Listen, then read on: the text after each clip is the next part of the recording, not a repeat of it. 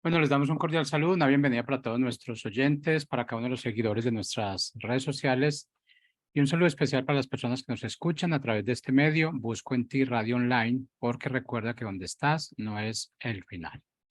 Bueno, antes de ir a nuestro segmento habitual, queremos reiterar nuevamente la invitación a primer congreso de Busco en Ti, Ciudad de México, Tu Identidad Cuenta.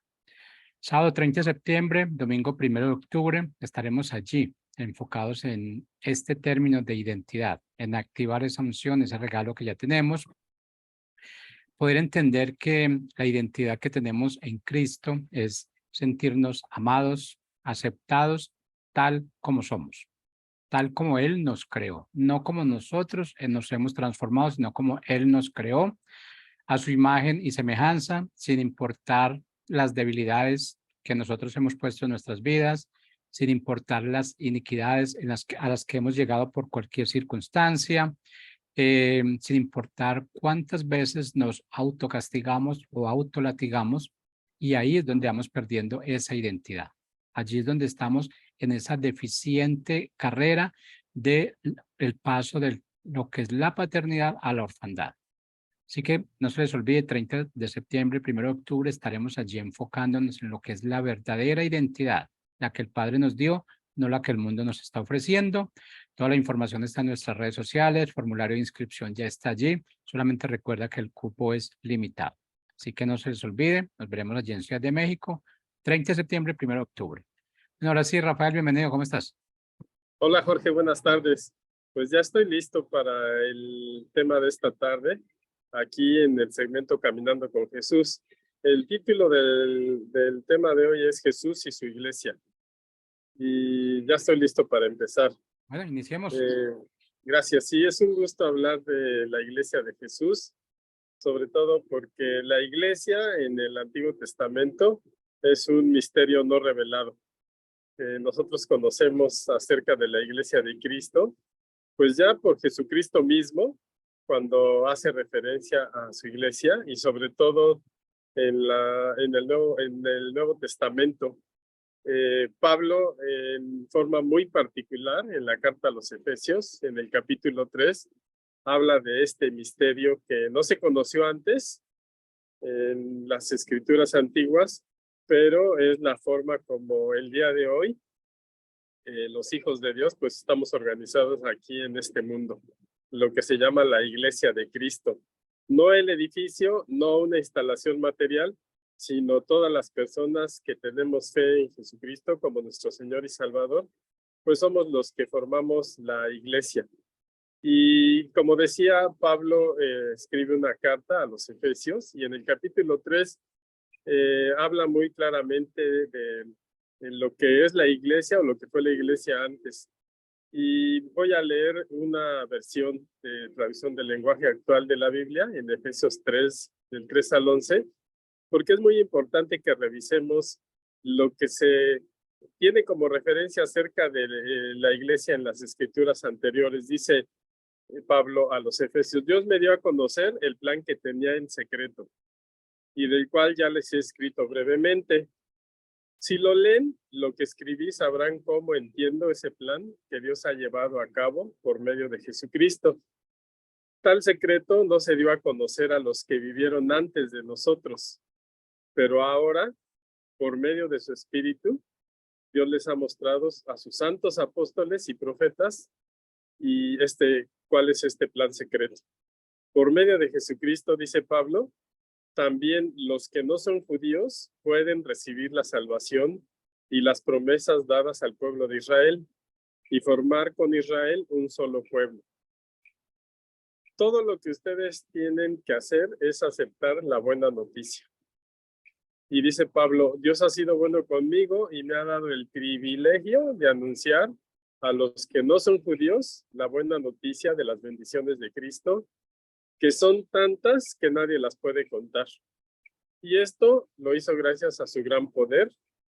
Y dice Pablo a los Efesios: y a pesar de que no lo merezco, pues soy la persona más insignificante del pueblo de Dios, también me encargó dar a conocer a todos el cumplimiento de su plan. Dios, el creador del universo, mantuvo ese plan en secreto durante siglos. Y así por medio de la iglesia, los ángeles y los espíritus poderosos de los aires sabrán ahora que Dios es sabio en todo.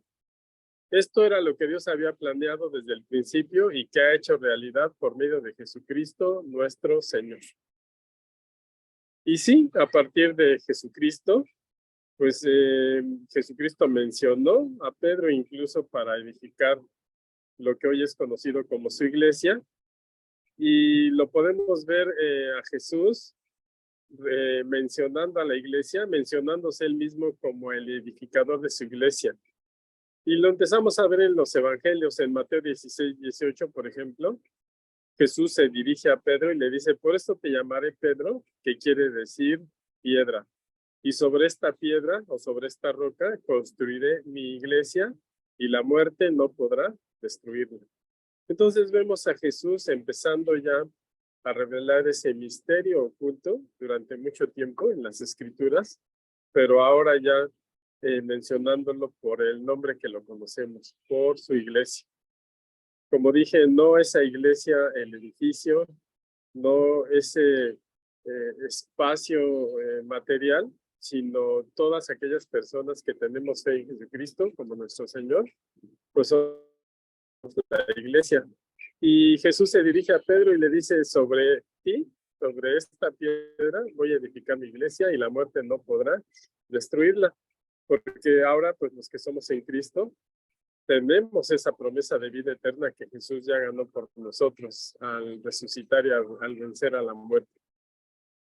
Colosenses 1:18 dice así, dice acerca de Jesucristo, y él gobierna a su iglesia y le da vida. Él es la cabeza y la iglesia es el cuerpo.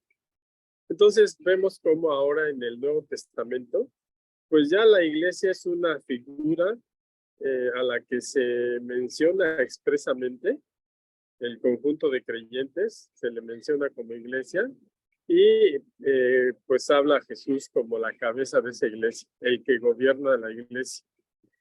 Dice, Cristo es el principio de todas las cosas, por eso Él fue primero en resucitar para que ocupe el primer lugar en todo.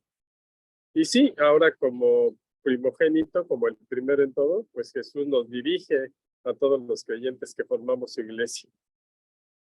Otras escrituras referenciadas a la iglesia en el Nuevo Testamento, Efesios 1, 22 y 23, dice, Dios puso todas las cosas bajo el poder de Cristo y lo nombró jefe de la iglesia. O sea que la iglesia de la que formamos parte hoy todos los creyentes en Cristo tiene un jefe y tiene una cabeza, y esa cabeza es Cristo, porque Dios puso todas las cosas bajo el poder de Cristo y lo nombró jefe de la iglesia, dice Efesios 1, 23, 22 y 23. Dice, Cristo es para la iglesia lo que la cabeza es para el cuerpo. Con Cristo, que todo lo llena, la iglesia queda completa. Entonces, no se puede concebir una iglesia sin Cristo. Y por eso nosotros, los que formamos parte de la iglesia, pues debemos de tener en claro que la iglesia es cristocéntrica. Una organización que se llame iglesia, donde no se da gloria y honra a Jesucristo, o no es la columna principal de su doctrina, pues entonces puede ser otras cosas, pero no es la iglesia que menciona la Biblia, donde Jesús es la cabeza y Dios dice aquí que lo nombró el jefe de la iglesia. También en Efesios 5:23 dice una analogía del esposo y la esposa. Dice, porque el esposo es cabeza de su esposa, así como Cristo es cabeza de su iglesia. Y también su Salvador. Cristo es la cabeza y la iglesia es su cuerpo. Entonces, imaginemos una iglesia que no reconozca a Jesucristo como cabeza. Es difícil de imaginar, porque el cuerpo no puede funcionar si no tiene una cabeza que le dirige.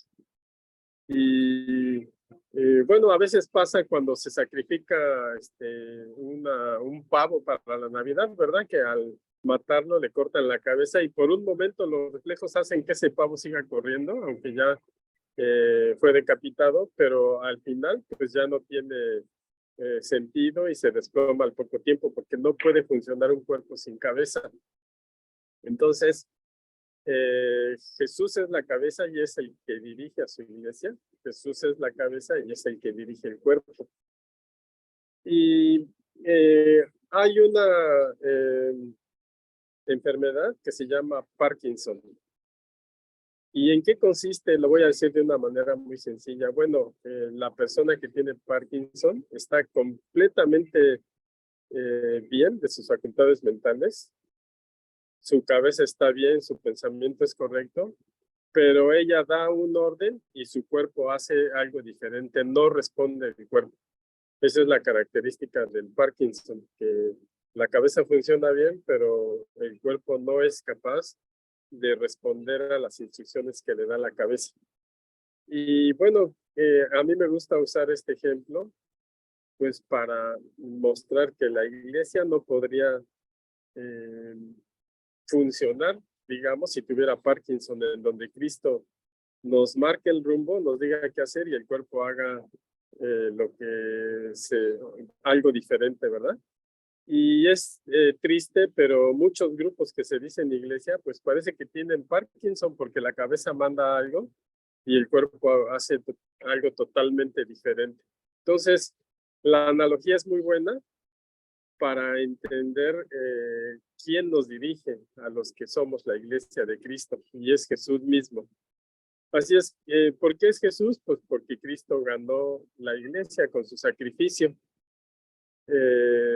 Todo el Nuevo Testamento habla de los beneficios que ahora tenemos los que formamos la iglesia de Cristo, pues por ese sacrificio. Hechos 20:28 dice, ustedes deben de cuidarse a sí mismos y cuidar a los miembros de la iglesia de Dios. Fíjense qué recomendación tan importante nos da ahora a todos los creyentes. Ustedes deben de cuidarse a sí mismos y cuidar a los miembros de la iglesia de Dios. ¿Por qué? Pues porque todos somos miembros de un mismo cuerpo. Lo que le pasa a uno le afecta a los demás miembros. Y dice Hechos 20:28, entonces cuídense ustedes mismos y cuiden a los miembros de la iglesia de Dios. Recuerden que el Espíritu Santo los puso como líderes de la iglesia para que cuiden a todos los que Dios salvó por medio de la sangre de su propio Hijo. Entonces, si tú ves esta escritura de Hechos 20:28, pues tú puedes ver la gran responsabilidad que tienen los líderes de la iglesia de Cristo hoy en la actualidad, sin importar en la ciudad o en el lugar donde estén, si son dirigentes de la iglesia que tiene fe en Cristo, tienen una gran responsabilidad. ¿Por qué? Porque primero deben de cuidarse ellos mismos, de vivir de acuerdo al propósito de Dios en su vida y luego cuidar a los miembros de la iglesia de Dios, ser los pastores, de ver que ese rebaño esté cuidado de acuerdo a lo que Dios quiere para cada uno de ellos. Dice, recuerden que el Espíritu Santo fue quien los puso como líderes de la iglesia. Quien es responsable de una iglesia, pues no es porque sea alguien muy emprendedor o alguien bueno en la organización o alguien que por sus propias fuerzas haya sido capaz de organizar un grupo, que los hay, ¿verdad? Porque desafortunadamente eso sucede en el mundo. Pero cuando hablamos de la iglesia de Cristo, quien está al frente es porque es un llamado de Dios y porque el Espíritu Santo lo puso ahí como líder de la iglesia. ¿Para qué? Pues para que cuiden a todos, dice Hechos 20:28, para que cuiden a todos los que Dios salvó por medio de la sangre de su propio Hijo. Entonces, si cualquier autoridad de la iglesia hoy en la actualidad lee esta escritura, pues puede entender esa gran responsabilidad que a quien tiene que cuidar es a los que Dios ya salvó por medio de la sangre de Cristo y que Él tiene la responsabilidad de cuidarlo. La primera carta de Pedro, en el capítulo 1 y versículo 18, dice, porque Dios los libró ya de ese modo de vida que es poco provechoso y que ustedes aprendieron de sus antepasados. Y bien saben ustedes que para liberarlos Dios no pagó con oro y con plata, que son cosas que no duran. Al contrario, pagó con la sangre preciosa de Cristo. Cuando Cristo murió en la cruz, fue ofrecido como sacrificio, como un cordero sin defecto. Y esto es algo que Dios había decidido hacer desde antes de crear al mundo. Y Cristo apareció en estos últimos tiempos para bien de ustedes. Ese es el precio que Jesús pagó para que ahora todos los que formamos la Iglesia de Cristo, pues tengamos, primero vivamos de acuerdo a las buenas noticias de que el reino de los cielos está aquí, y después vivamos con esa esperanza de vida eterna que ha sido ganada por Cristo para nosotros. ¿Y cómo lo vivimos en este mundo? Pues funcionando como iglesia, como una comunidad de fe, como una comunidad donde Cristo es el que tiene el primer lugar. Cristo entonces es presentado como el salvador de ese cuerpo que es la iglesia. Como ya leí antes en Efesios 5:23, dice, porque el esposo es cabeza de su esposa, así como Cristo es cabeza de su iglesia y también su salvador. Cristo es la cabeza y la iglesia es su cuerpo. Preciosas analogías que utiliza la Biblia para que nosotros podamos entender de una manera muy práctica y muy visual cómo es que funciona la iglesia, con Cristo a la cabeza. Entonces, todas las personas hoy que escuchan el Evangelio de Cristo, que se arrepienten, que confiesan sus pecados y que son bautizados, pues pasan a formar parte de ese cuerpo de Cristo que es la iglesia. Esa es la posibilidad. Ya no solo es para el pueblo que Dios había escogido en el Antiguo Testamento, para su especial tesoro Israel. Ahora, en la época en que vivimos y por gracias a Jesucristo, todo aquel que puede ser parte de la iglesia, como dije, es el que cree, es el que se arrepiente de su camino equivocado, el que confiesa sus pecados, el que se bautiza, pues ya es parte de la iglesia de Cristo y camina en ese entendido. Y ya todo el libro de Hechos, sobre todo en el nacimiento de la primera iglesia, cuando se empezó a formar esta iglesia de Cristo, la iglesia, Hechos 2, 40, 41, por ejemplo, dice, nos habla acerca de Pedro. Dice, Pedro siguió hablando a la gente con mucho entusiasmo y les decía, sálvense del castigo que les espera a todos los malvados. Y en un día, 3,000 personas creyeron en el mensaje de Pedro. E inmediatamente, tan pronto como los apóstoles los bautizaron, todas esas personas, dice, Hechos 2:41, que en un día 3,000 personas creyeron en el mensaje e inmediatamente todas esas personas se unieron al grupo de los seguidores de Jesús. ¿Cuál es el grupo de los seguidores de Jesús? Pues la iglesia de la que hoy nosotros formamos parte. Gálatas 3:27, podemos leer que dice que porque cuando fueron bautizados, también quedaron unidos a Cristo y ahora actúan como Él. Entonces, la iglesia es ese lugar donde el conjunto de personas que creen en Cristo se une para adorar, para exaltar a Cristo, para buscarle. Y es ahí, en esa comunidad de fe, donde las personas empiezan a aplicar las enseñanzas que Jesús nos enseñó en su ministerio terrenal. Entonces, lo podemos ver en algunas otras escrituras también. Primera de Corintios 15:24 dice, hablando de los últimos tiempos, dice, luego vendrá el fin del mundo, cuando Cristo derrotará a todas las autoridades y todos los poderes y le entregará el reinado a Dios el Padre. Es decir, hoy Cristo dirige a todos los creyentes a través de su iglesia, pero también un día Jesús va a estar aquí en este mundo nuevamente dirigiendo a todos los países, a todos los reinos de este mundo, y al final todo lo va a entregar al Padre. Colosenses 1:13 dice, Dios nos rescató de la oscuridad donde vivíamos y nos llevó al reino de su amado Hijo. Esa es la posibilidad que nos da ahora a todos los creyentes Jesucristo.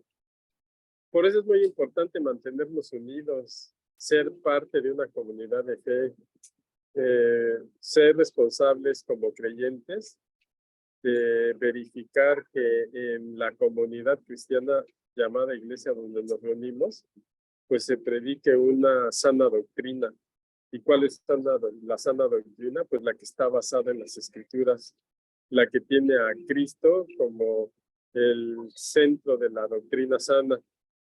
Entonces, así es como hoy funcionamos los creyentes y así es como Jesús nos encomendó llevar el evangelio a todas las personas que lo necesitan y que tienen que pasar a formar parte de su iglesia. Porque hay una promesa de Jesús. Cuando Él regrese, antes de venir a reinar por 1000 años a este mundo, antes de eso, Jesús va a regresar por su iglesia. Hay un gran acontecimiento profetizado porque Jesús viene por su iglesia, la arrebata en los cielos y se celebra en los cielos lo que es llamado las bodas del Cordero. Y así se ejemplifica la relación de Jesucristo con la iglesia. Es algo, un plan maravilloso, un misterio que ya ha sido revelado ahora en el Nuevo Testamento, del que nosotros somos parte de ese plan de Dios, porque somos creyentes en Cristo y formamos parte de su iglesia. Marcos 9:1 dice, Jesús también les dijo, les aseguro que algunos de los que están aquí no morirán hasta que vean llegar el reino de Dios con poder. Bueno, está prometiendo dos cosas Jesús. Primero, la promesa de vida eterna y después traer el reino de Dios con poder. Y durante todo su ministerio, pues Jesús, su ministerio en esta tierra, Jesús habló mucho en cuanto a la venida del reino. Y pues hoy en día lo que Jesús habló, pues está sucediendo, somos protagonistas en ello. Y la iglesia de la que formamos parte, pues se menciona en el Nuevo Testamento como una pertenencia de Jesucristo. Lo podemos leer en Mateo 16:18, cuando Jesús, repito esa escritura que mencioné hace un momento, cuando le dice a Pedro, por eso te llamaré Pedro, que quiere decir piedra, y sobre esta piedra construiré mi iglesia. Y entonces Jesús se refiere a su iglesia, se refiere a ella, a la iglesia, como una posesión suya. Y dice Jesús, y la muerte no podrá destruirla. ¿Por qué? Pues porque todos los que formamos parte de la iglesia tenemos esa promesa de vida eterna, que al tener fe en ello y ser parte de la iglesia, pues Jesús nos las va a dar porque lo ha prometido. Y Jesús declara, y ya la muerte no puede destruirla, a ese gran grupo de creyentes en mí, que son llamados la iglesia. Romanos 16:16. Dice, salúdense, Pablo escribiendo a los romanos, dice, salúdense entre ustedes con mucho cariño y afecto. Todas las iglesias de Cristo les envían sus saludos. ¿Qué es lo que menciona Pablo en este breve saludo? Pues hace referencia a todas las iglesias de Cristo. Así es que si nosotros entendemos que absolutamente todas las iglesias que predican una sana doctrina son la iglesia de Jesucristo, créanme que no habría tantas contiendas entre denominaciones o diferentes grupos cristianos. Si entendemos esto que dice aquí, que todas las iglesias son de Cristo y Él es la cabeza y nosotros somos ese cuerpo llamado iglesia. ¿Cuál es la función de la iglesia entonces cuando reúne a todos esos creyentes? Bueno, pues lo que hace la iglesia es enseñar a las personas a presentarles a Jesús, y una vez que les ha presentado a Jesús, pues toda su enseñanza la basan en las enseñanzas de Jesucristo, las cuales, pues Jesús, al ascender a los cielos, pues se las entregó a los apóstoles y los apóstoles empezaron a evangelizar. Y hoy, en este tiempo, los que somos iglesia, pues seguimos poniendo en práctica esas enseñanzas de Jesucristo en la propia iglesia, ¿verdad? Por ejemplo, Hechos 2:42. ¿Cómo funcionaba la iglesia? Dice que todos los que creyeron decidieron vivir como una gran familia. Y cada día los apóstoles compartían con ellos las enseñanzas acerca de Dios y de Jesús. Y también celebraban la cena del Señor y oraban juntos. Aquí están los pilares de la iglesia.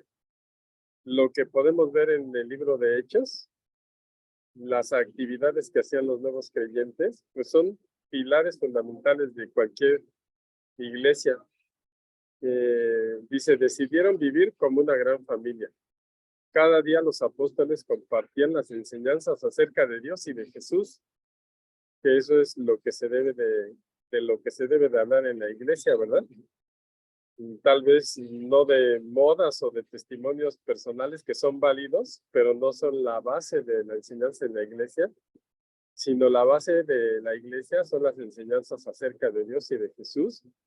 Dice, y también celebraban la cena del Señor y oraban juntos. Entonces son actividades sobre las que opera una iglesia,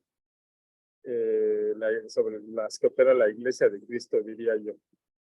También tenemos en Juan 14:26, dice Jesús, el Espíritu Santo vendrá y los ayudará, porque el Padre lo enviará para tomar mi lugar. El Espíritu Santo, dice Jesús, les enseñará todas las cosas y les recordará todo lo que yo les he enseñado. Así es que una iglesia que se llama Iglesia de Cristo, donde no es guiada por el Espíritu Santo, pues pierde el rumbo o andará tal vez promoviendo temas diferentes, pero no el propósito de Dios, porque Jesús pidió al Padre que enviara a su Espíritu Santo para que nos recuerde todas las cosas que Jesús nos enseñó. Luego entonces es indispensable la presencia del Espíritu Santo en el funcionamiento de la Iglesia de Cristo. Y bueno, la iglesia está organizada, decía yo, conforme a la enseñanza de los apóstoles, tenemos en el libro de Hechos, y por ende es la enseñanza que Jesús les dio a los apóstoles. Y ahora, pues el Espíritu Santo nos recuerda todo ello para funcionar así en la iglesia. ¿Cuáles son esas enseñanzas? Pues los mismos apóstoles daban testimonio de ellos. Si leemos, por ejemplo, la primera carta de Juan, en el capítulo 1, en los primeros versículos del 1 al 4, se habla de las enseñanzas de Jesús. Dice, esta carta habla de la palabra de vida de Jesús, dice, la cual ya existía desde antes que Dios creara el mundo. La escribimos para contarles lo que hemos visto y oído acerca de ella, para que juntos podamos alegrarnos completamente. Así, ustedes se mantendrán unidos como nosotros nos mantenemos unidos a Dios el Padre y a su Hijo Jesucristo. La palabra de vida es Jesucristo, que es quien da la vida verdadera, es quien da la vida eterna. Jesús, como sabemos, está con Dios el Padre. Estaba con él, vino a nosotros y ahora nosotros somos sus discípulos y damos testimonio de todas las enseñanzas que pues, nos han dejado los hombres de fe de antes y lo que podemos leer en la Biblia. Así es que como iglesia, ¿cuál es nuestra esperanza principal? Pues esperar la venida de Jesucristo. Se menciona en la primera carta de Tesalonicenses, cuando Jesús venga por su iglesia, con voz de mando, con voz de arcángel, con trompeta de Dios, descenderá del cielo, y los que murieron en Cristo resucitarán primero, y luego los que estén vivos en Cristo serán arrebatados en las nubes para recibir al Señor en el aire. Y ese es el privilegio que tiene la iglesia de Cristo, que Él viene por su iglesia, y ahí, con Él, en el aire, estaremos siempre con Él. Y dice Tesalonicenses, anímense unos a otros con esta promesa, con estas palabras. Y ese Jesús, como decía el libro de Hechos 1:9, el que vieron los discípulos que fue alzado en los cielos y que se les aparecieron dos varones con vestiduras blancas y les dijeron, así como vieron que ese Jesús ascendió a los cielos, así Él regresará. Y esa es la esperanza que tenemos hoy, la iglesia de Jesucristo. Pues yo espero que este breve mensaje acerca de el misterio no revelado en el Antiguo Testamento y que hoy es una realidad en nuestras vidas, la iglesia de Cristo, pues les haya animado para permanecer fieles a sus enseñanzas y con la esperanza de lo que está por venir, que está anunciado ya en las Escrituras. Cristo viene por nosotros para estar con Él en el cielo. Les agradezco mucho su atención y pues los espero en la siguiente semana los martes, recuérdenlo, a las 5 de la tarde, hora de México, y a las 6 de la tarde, hora de Colombia. Pues muchas gracias, que la pasen bien.